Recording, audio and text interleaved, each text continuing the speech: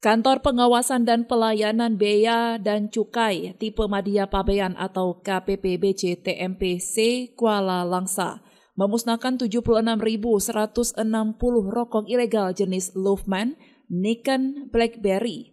Prosedur pemusnahan barang milik negara atau BMN ini dilakukan dengan cara dipotong kemudian dibakar guna untuk menghilangkan fungsi utamanya, lalu diakhiri dengan ditimbun menggunakan tanah. Pemusnahan terhadap BMN berupa rokok ilegal X penindakan di bidang cukai sebanyak 76.160 batang. Pada kesempatan kali ini diperkirakan total nilai barang yang dimusnahkan sebesar 160.942.900 dan total kerugian negara yang diselamatkan sebesar 107.182.633.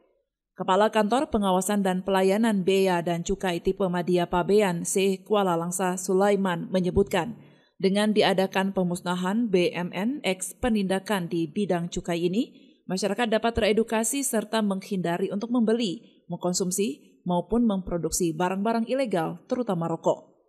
Sulaiman juga berharap ke depannya Direktorat Jenderal Bea dan Cukai, khususnya Bea Cukai Langsa, akan terus meningkatkan kegiatan pengawasan dan penyuluhan kepada masyarakat.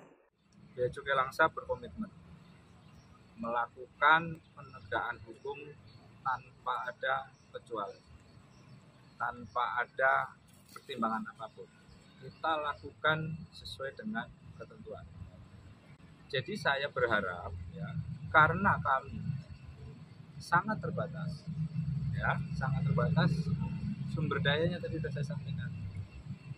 Untuk operasi kami juga dibagi-bagi ya, ada yang operasi darat, ada yang juga patroli laut. Hanya dengan 15 orang bisa bayangkan, pantai timur Aceh itu berapa kilometer panjangnya.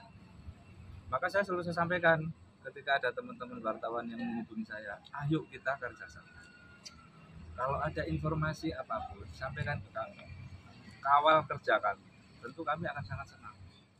Dari Langsa, Seli Novita melaporkan untuk Puja TV Aceh.